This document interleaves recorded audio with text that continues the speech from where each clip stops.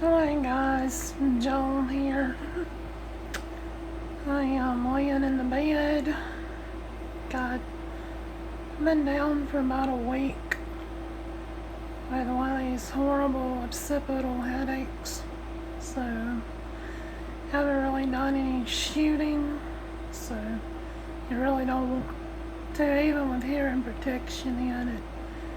Really makes you hurt. But I've had a lot of requests on my video on about ideas for videos about how I got into this, and it's really not a long story at all.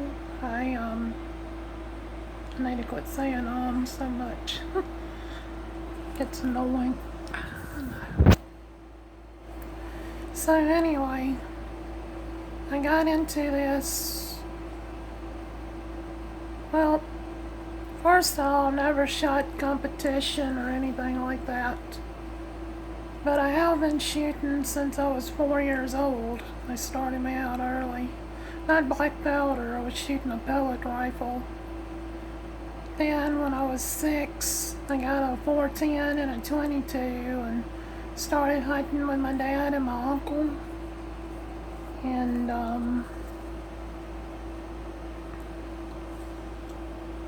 time progressed. I got a muzzleloader rifle. It was a Hawken 50 caliber, if I remember right, when I was about 12.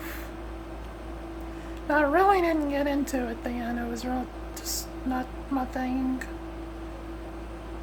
But when I was 19 years old, I had an incident where these meth heads tried to force me into a van with them. I actually was able to escape them. I don't know if you can see the scars on my knuckles there or not. But yeah, I got away. Hoorah. And after talking to the local police and stuff, they told me to get a handgun, learn to use it, and don't hesitate to use it. But there's a problem. In Mississippi, you have to be 21 to own a handgun. I was 19. But the chief of police gave me basically a stopgap idea until I can get a cartridge gun, and that was a black powder revolver. I didn't have much money, so I went and got me a 44 caliber brass frame 51 Navy.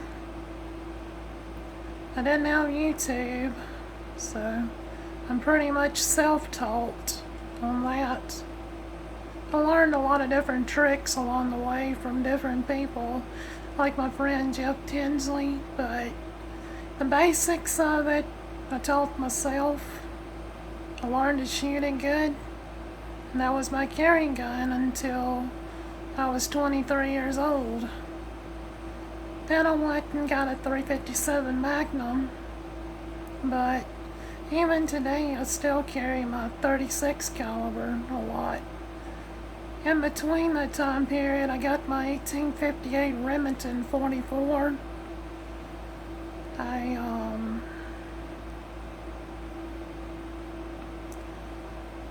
initially got it too for a carry gun, which I did carry it for about 5 years.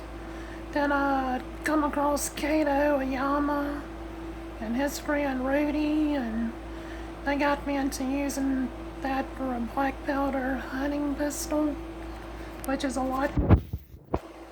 Excuse me.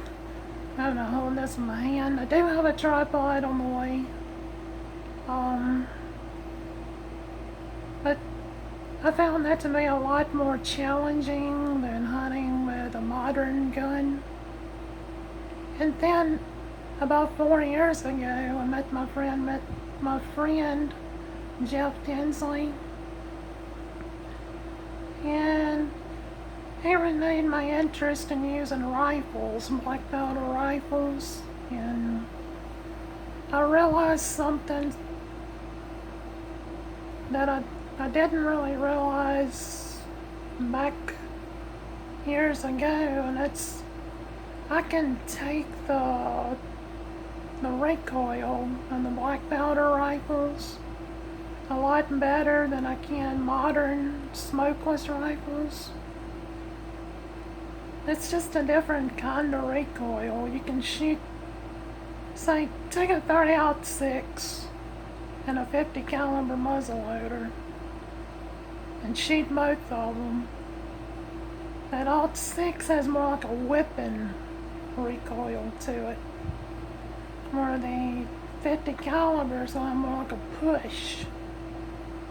And I can just take that recoil a lot better. So I started investing in black powder long arms. I'm pretty new to that still, and I'm still learning a lot of new things, especially with the black powder cartridge guns like the 4570 Springfield. That's pretty new to me. I'm still learning, which that's also fun. You're always learning something new with black powder. It's been around for over 1,000 years, and there's so many different techniques and stuff to it that's just not there with modern smokeless guns. At least not that I could figure out. Another reason I got interested into is the history behind them. I'm really into like Victorian period history up to around World War II.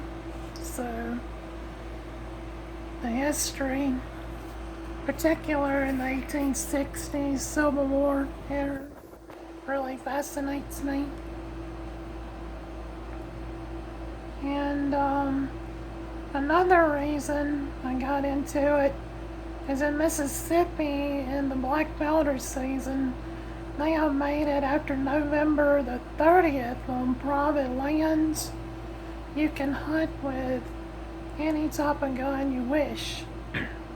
You can hunt with an AK-47. They don't care. So most people are using the same guns that they would use, in regular season now. And black powder's really lost interest down here. So I'm trying my best to revive interest and keep the art alive, because it's a dying thing. I mean, there's only one company in America that makes real black powder anymore, and that's GoX. Food for thought. Talking about shooting, I just heard my neighbors shoot. We all shoot around here. It's Mississippi. What do you expect? Anyway, so yeah, that's pretty much how I got into this. It started out as a self-defense thing and just kind of developed into a very interesting hobby over the years. Oh yeah, one last thing. I got a really bad, my legs are really bad, my back's really bad, I got the entire right side of my body has nerve damage to it, so I can't sing, I can't dance. The nerve damage, it's called occipital nerve damage in the back of my neck.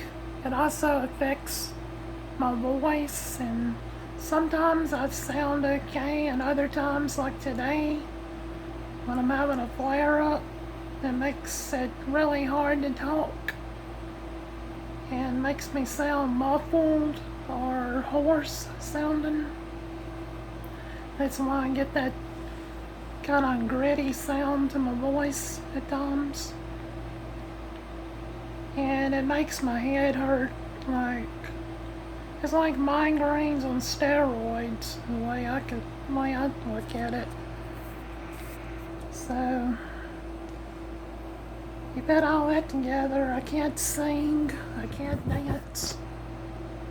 I had to find some kind of hobby to do. So, might as well blow things up. It's fun blowing up milk jugs. And it makes me feel more secure because I know that I can shoot.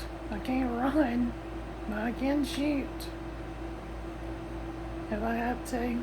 Now, don't get me wrong, it doesn't be like my last resort in defending myself is actually pulling a trigger on somebody, but you know, I think I could hold my own in most cases. Anyway, that's pretty much how I got all into this. Started out as self-defense, turned into a hobby, then turned into trying to keep the sport alive around here.